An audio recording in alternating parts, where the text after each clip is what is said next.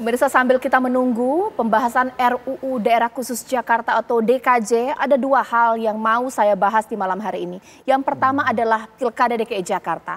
Masihkah seksi ketika Jakarta bukan lagi menjadi ibu kota negara, konsekuensi IKN sudah pindah, pemirsa. Masihkah Jakarta menjadi barometer politik nasional?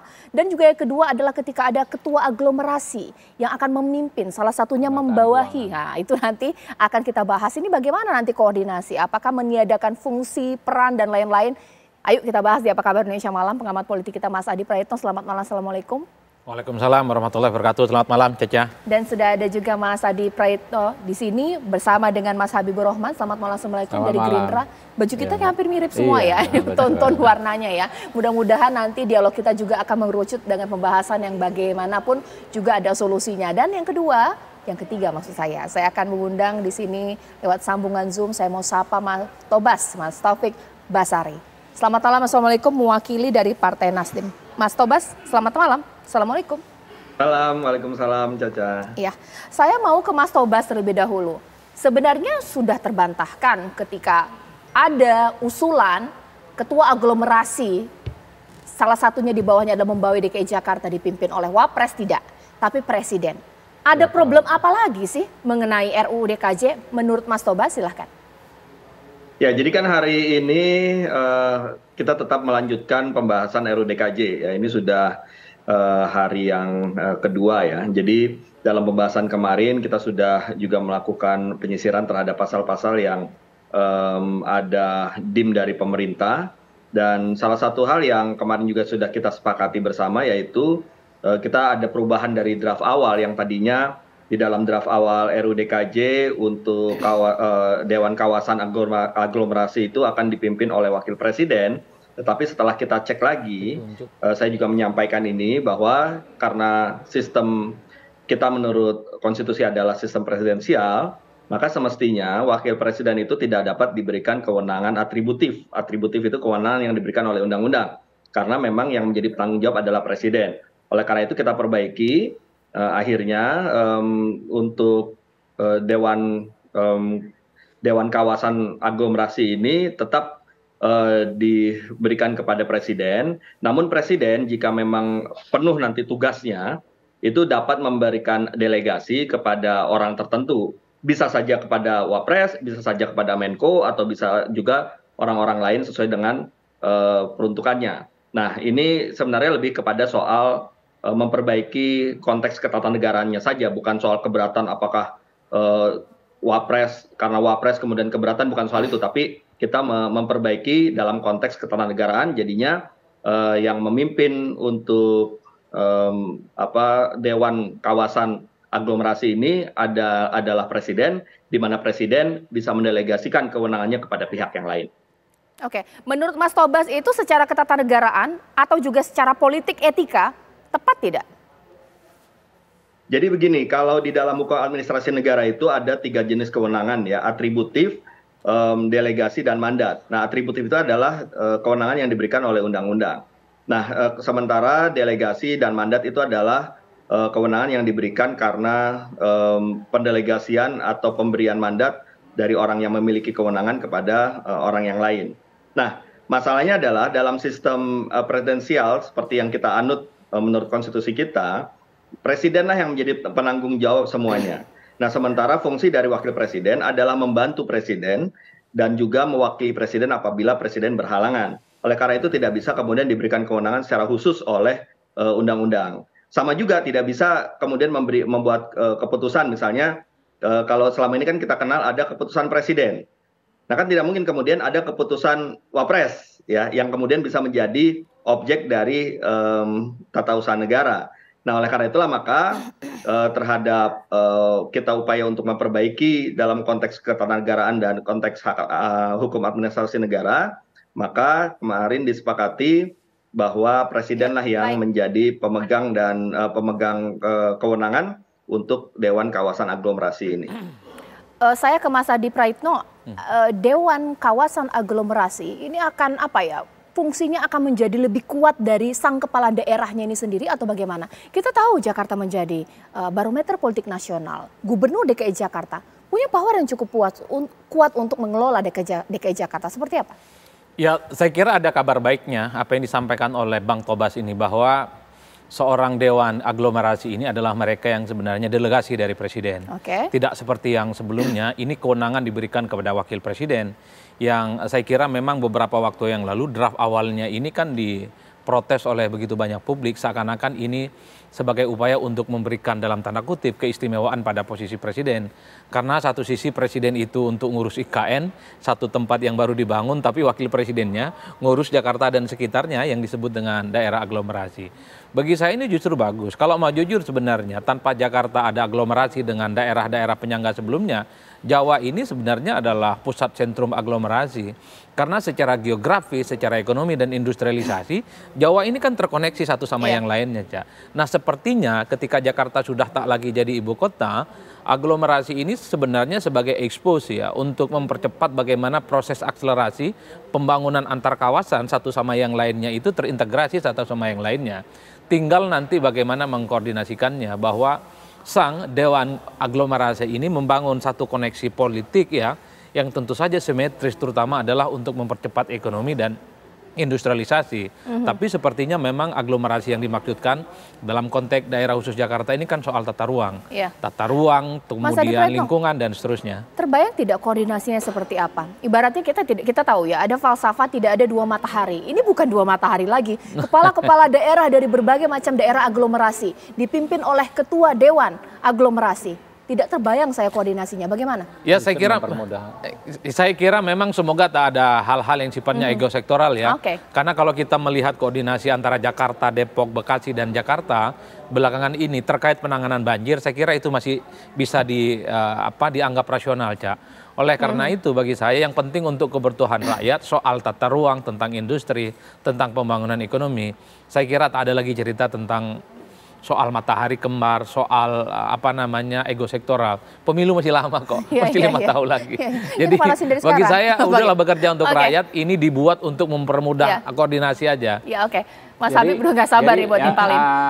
Yang terjadi 2 hari ini kita membahas undang-undang DKJ ini, menurut saya sudah benar-benar pure. Kita bicara hal-hal teknis, hal-hal masing-masing pihak menyampaikan argumentasi yang terbaik ya untuk kota Jakarta dan sekitarnya. Jadi walaupun waktunya memang nggak terlalu jauh dengan Pilpres, sudah nggak ada bau-bau Pilpresnya kalau saya lihat. Karena tadi kan mekanisme check and balance-nya jalan, bagaimana disampaikan Saudara Tobas ya kan, ada pasal-pasal tertentu yang sama-sama kita berikan masukan sehingga menghasilkan pasal yang terbaik. Ya.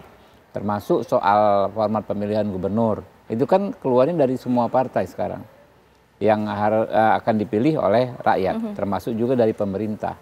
Biasanya semua partai pemerintah belum tentu sama. Bahkan kadang-kadang pemerintah bisa 2 sikap. Ada berapa kementerian yang mewakili bisa beda pendapat. Nah ini semua lengkap sama. Yang kemudian soal aglomerasi ya, menurut saya ini kita tinggal bicara hal teknis. Tadi misalnya siapakah yang akan memimpin. Kalau sekarang itu tidak lagi menjadi isu karena ditunjuk oleh presiden. Jadi soal kepatuhan kita pada azas atribusi atau tidak itu sudah clear. Ya, kita mendudukkan masalah pada tempatnya, pada substansinya.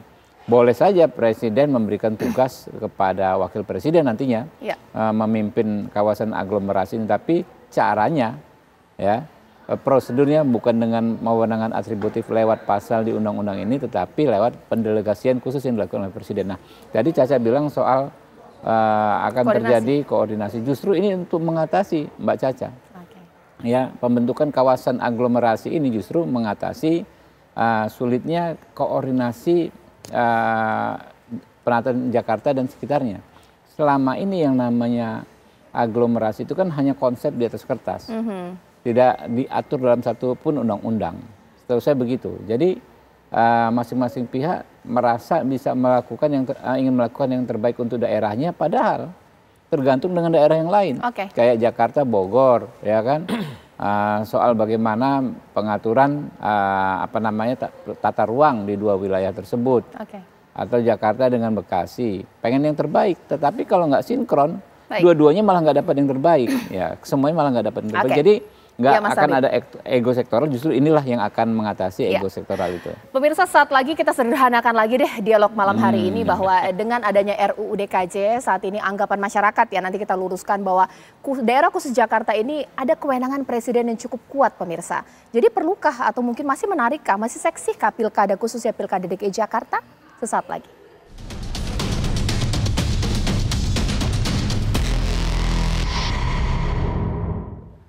Jadi sebelumnya memang begitu panas dan begitu menuai kritik ketika ada anggapan atau pendapat dari masyarakat bahwa gubernur daerah khusus Jakarta dipilih oleh presiden. Tapi tampaknya hal tersebut telah terbantahkan ketika Mendagri menyampaikan hal tersebut tetap ada pilkada. Saya tanya deh langsung kepada Mas Tobas, benar nggak sih bahwa secara clear ada pilkada DKI Jakarta? Pilkada Jakarta maksudnya, Mas Tobas? DKJ. Pilkada DKJ, saya revisi lagi.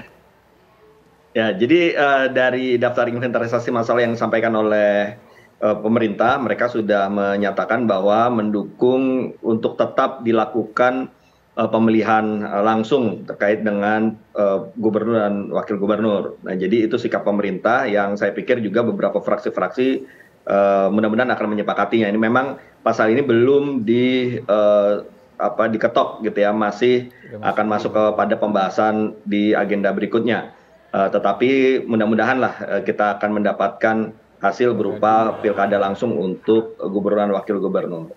Tetapi kemudian ada pertanyaan kan tadi, bagaimana lantas ketika ada Dewan Kawasan Aglomerasi, ada juga gubernur kan gitu. Apakah kemudian dianggap ada tumpang tindih dari kewenangan? Nah, inilah yang memang harus kita pastikan ya, jangan sampai terjadi tumpang tindih.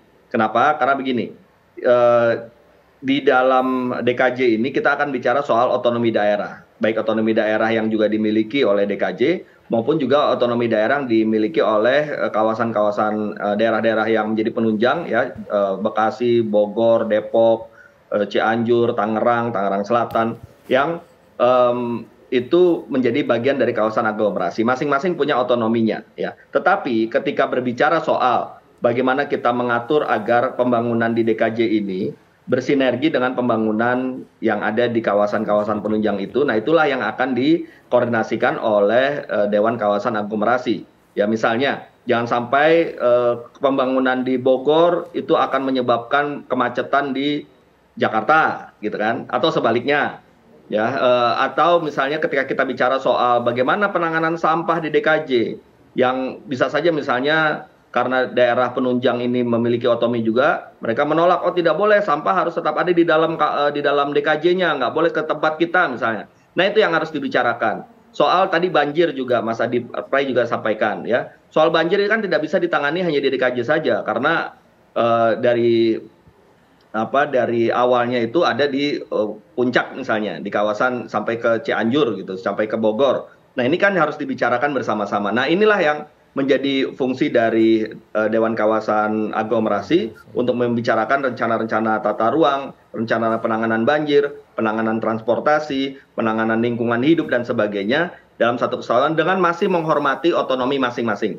Nah, oleh karena itulah maka tugas pembahasan kita salah satunya adalah bagaimana menjamin bahwa tidak ada tumpang tindih ini tadi ya. Di satu sisi kita menghormati otonomi daerah, di sisi lain kita mengedepankan koordinasi di daerah-daerah ini agar ketika kita melakukan perencanaan dan pengelolaan suatu hal yang berkaitan satu sama lain itu bisa berjalan dengan optimal. Oke, tampaknya dari Balik sendiri pun dalam pembahasan masih ada kekhawatiran kalau tidak dibahas secara rinci dan rigid bisa jadi ada tumpang tindih kewenangan. Ya justru itu. Ya. Justru pembentukan Dewan Kawasan Aglomerasi itu justru untuk menghilangkan yang namanya tumpang tindih yang terjadi selama ini. Selama ini kan yang terjadi adalah memang harus diakui kadang-kadang ada konflik ego sektoral. Saya pengen bangun misalnya bendungan di kawasan ini, yang nggak ada pertimbangan bahwa akan berdampak ke kawasan sebelahnya. Saya akan bangun jalan misalnya di kawasan tertentu, tidak ada pertimbangan dampaknya ke kawasan lainnya. Itu namanya egosentris, ego sektoral. Ya, itu yang terjadi selama ini. Kan kita sudah banyaklah baca terkait penanganan banjir saja kan, soal sodetan di mana ternyata yang daerah ini nggak kasih. Ya. Nah, itulah pentingnya Dewan Kawasan Aglomerasi ini, dia sebetulnya fokusnya lebih ke tata ruang.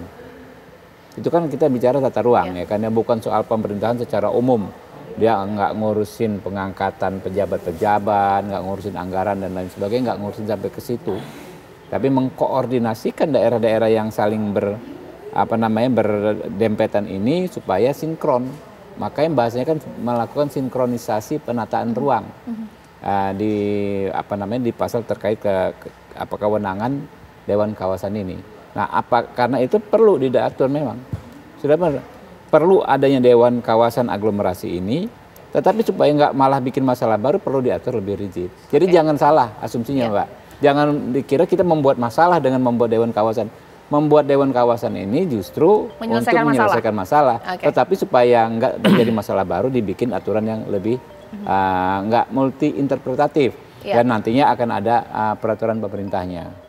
Mas Adi Pray, saya aja dengarnya pusing ya, karena ini pasti dibalik juga begitu pusing membahas secara rinci supaya tidak ada timpang tindih kewenangan. Apa anggapan dari masyarakat? Masihkah pilkada DKJ menjadi seksi? Serumit ini saja pembahasannya, bagaimana? Ya, bagi saya namanya pilkada itu tetaplah seksi. Ini Jakarta yang saya kira masih akan tetap menjadi epicentrum politik kita di tingkat nasional. Jadi sekalipun sudah tak lagi menjadi daerah khusus, tak lagi menjadi daerah istimewa, saya kira Jakarta ini akan tetap menjadi pusat ya, baik pusat politik ataupun pusat ekonomi. Mungkin butuh waktu sekitar 20-30 tahun ke depan akan bergeser, di mana Jakarta ini tak lagi rasanya pilpres, tapi biasa-biasa saja dibandingkan dengan yang lain. Tapi kalau pilkada 2024, 5 tahun yang akan datang, 10 tahun yang akan datang, Jakarta bagi saya tetaplah seksi ya. Yang pertama itu, yang kedua, memang yang ramai dalam draft rancangan undang-undang DKJ itu kan soal bagaimana kewenangan seorang gubernur sebenarnya. Karena Dewan ini adalah bagian dari kepanjangan tangan seorang presiden yang sebenarnya tujuannya adalah untuk mengakselerasi supaya tata ruang ini bisa maksimal dengan daerah-daerah penyangga sekitarnya, Tangerang Selatan, Kota Tangerang, kemudian Bekasi, Depok, Cianjur, dan seterusnya, dan seterusnya. Ada baiknya. Cuman kan yang menjadi pertanyaan, apakah harus spesial itu, harus ada dewan khusus yang menangani bidang itu? Karena kalau mau bicara tentang Jakarta, tentu harus di-maintain, di-manage oleh seorang gubernur yang memang dia secara politik mendapatkan mandat langsung dari pemilihnya. Ini yang menurut saya Bang Tobas ataupun Bang Habibur Rahman harus bisa mendetailkan supaya tak ada kesan bahwa gubernur yang terpilih ini dalam tanda kutip berada di bawah subordinasi seorang presiden dalam hal-hal tertentu soal tata ruang. Kenapa yang dibicarakan soal aglomerasi itu tata ruang, kenapa tidak yang lain?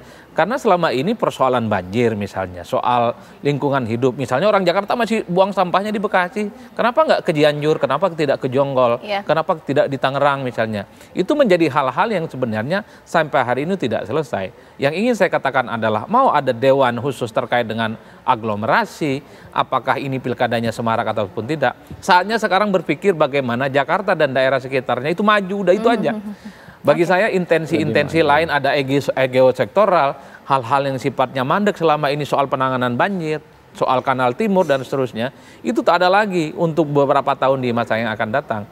Oleh karena itu, apapun judulnya Dewan Aglomerasi ini, terlepas dari kerumitan-kerumitan yang sedang dibahas, publik hanya butuh keyakinan bahwa yang dibahas ini hanya untuk kepentingan rakyat, bukan untuk memperlebar ceruk-ceruk yang munculnya oligarki baru, karena di luar kan muncul ini bukan soal aglomerasi tapi munculnya konglomerasi baru. Karena sudah disinggung oleh Mas Adi Pray, kita terlalu teknis bahasannya di 2 segmen saya sebelumnya. Sesaat lagi ini pertanyaan pasti pemirsa paling suka kita bawa ke ranah politik. Begitu banyak kritik ditujukan dalam pembahasan RUU DKJ, kita jaga supaya tidak ada apa istilahnya ya, transaksi politik, kartelisasi politik, dan kepentingan politik. Sesaat lagi.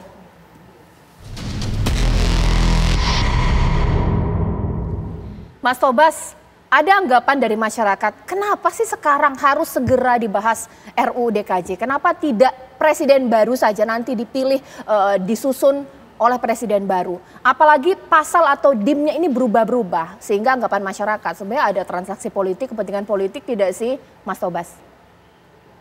Ya, jadi pembahasan RUU DKJ ini kita lakukan saat ini dan kita upayakan bisa segera selesai karena memang ada perintah dari undang-undang lain, yaitu perintah dari Undang-Undang IKN, yang sebenarnya perintah dari Undang-Undang IKN itu semestinya selesai 2 tahun setelah Undang-Undang IKN ditetapkan, ya, yang mestinya sejak dari 15 Februari 2024 ini. Tetapi memang ya pada kenyataannya melewati dari batas waktu itu, ya oleh karena itu kita coba upayakan untuk selesaikan segera ya sebagai pemenuhan dari perintah dari Undang-Undang IKN itu sendiri. Itu yang pertama. Yang kedua, ini kan sebenarnya terkait dengan pemindahan ibu kota ini nanti akan ditentukan oleh atau gongnya itu adalah Kepres ya. Nah tapi sebelum kita melakukan pemindahan, instrumennya harus siap dulu. Undang-undang IKN-nya siap, undang-undang DKJ-nya siap, sehingga pada saatnya nanti entah tahun ini, entah tahun depan, entah baru 5 tahun lagi baru siapnya IKN, tapi instrumennya sudah ada.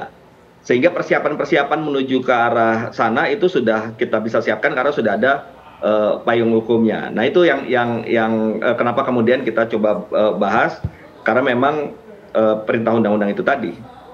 Oke, Mas Habib, ini juga menjadi kritik dari masyarakat ya. Jangan-jangan apalagi sebagai partai yang mengusung calon presiden yang menang, ada kepentingan politik apa sih meniadakan Jakarta sebagai barometer politik nasional sebelumnya atau bagaimana? Nggak ada, ya makanya dibilang Pak Taufik Basari karena kan ada ketentuan di Undang-Undang IKN sebetulnya 15 Februari kemarin harus sudah selesai. Ya, tapi kalau misalnya justru kami dituduh punya kepentingan kan lebih baik dilakukan presiden yang besok kalau dari kepentingan kami. Tapi nggak ada, saya bilang tadi undang-undang ini sekarang kita perumusan undang-undang ini di Balik, ya, nggak ada lagi vested interest politik.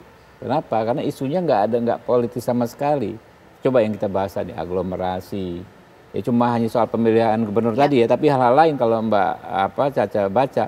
Ada soal LMK, soal Dewan Kota, macam-macam itu hal teknis yang bagaimana kita mencari memperbaiki situasi yang saat ini di Jakarta. Saya kebetulan anggota Dewan DPR RI dari Dapil Jakarta, itu saya temui banget kerumitan pengaturan soal LMK, soal Dewan Kota dan lain sebagainya. Nah inilah saatnya nih kita perbaiki. Nah, hal masing-masing partai kan tentu punya Dewan Dapil Jakarta seperti saya. Itu kami memberikan masukan-masukan apa yang menjadi demand dari masyarakat secara teknis. Ini kita sampaikan terus. Mas Adi Pray, yakin bahwa tidak ada kepentingan sedikit pun dalam pembahasan RUU DKJ sekarang, segera ini loh. Ini bagaimana? Ya saya kira memang kalau bicara tentang kepentingan politik pastilah ada ya. Tapi yang tentu kita harapkan adalah kepentingan politik untuk perbaikan kita sama. Terutama untuk perbaikan Jakarta dan daerah-daerah penunjang yang saya kira memang kalau bicara tentang potret tata ruang selama ini memang semeraut ya. Saya ingat persis dulu ketika Jokowi jadi gubernur, kan berjanji bahwa kalau jadi presiden segala sesuatu terkait dengan Jakarta, tentang banjir, tentang kemacetan dan seterusnya itu selesai. Itu artinya apa? Butuh sentuhan seorang presiden yang sebenarnya untuk mengakselerasi bagaimana persoalan-persoalan krusial yang ada di Jakarta plus daerah sekitarnya itu yang menurut saya butuh gebrakan yang ini memerlukan satu segmentasi dan koordinasi yang mantap satu sama yang lainnya. Oleh karena itu terlepas dari motif-motif ekonomi ataupun hal-hal yang lainnya, saya berharap ya bahwa tata ruang di Jakarta dan daerah penyangga seperti Tangsel, kemudian Depok, Tangerang Raya dan seterusnya itu bisa selesai. Minimal pada level banjir ya, tak lagi misalnya Jakarta itu banjir karena lagi nggak hujan. Ini kan banyak banjir kiriman dari Bogor dan seterusnya, ataupun kemacetan mulai bisa diurai. Karena ada persoalan-persoalan yang diseriuskan, termasuk yang saya sebutkan tadi. Ini orang Jakarta buang sampahnya ke Bekasi kok, di Bantar Gebang. Ini sampai kapan? Kenapa tidak dibuang di tempat yang lain? Misalnya di Cianjur, misalnya di Tangerang Raya di sana yang saya kira wilayah untuk lahan-lahan tertentu jauh lebih besar ketimbang Bekasi. Ini yang menurut saya problem lingkungan hidup termasuk tata ruang. Ini adalah problem-problem yang jauh lebih penting juga dibandingkan dengan persoalan-persoalan yang lain. Cuman itu tadi saya khawatir kalau ada Dewan Aglomerasi muncul ada ego sektoral yang tidak bisa dibendung. Ya kalau awal-awal mungkin tidak ada persoalan, tapi jelang pergantian tahun, pergantian musim selalu saja muncul bahwa akan ada segmentasi yang saling mengeras satu sama yang lainnya. Apalagi misalnya gubernur yang terpilih adalah mereka yang tidak sejalan dengan kebijakan politik pemerintah dan presiden yang menang. Khawatir ada intensi dan kepentingan politik yang kemudian membuat aglomerasi yang diniatkan untuk mensinergikan, memudahkan koordinasi antara Jakarta dan sekitarnya itu tidak bisa berjalan dengan maksimal. Mas Adi Pray terima kasih, Mas Habib terima kasih, Mas Tobas terima kasih. Ya positif thinking saja dulu pemirsa karena ini masih dalam pembahasan RUU DKJ, tapi tetap terus kita pantau.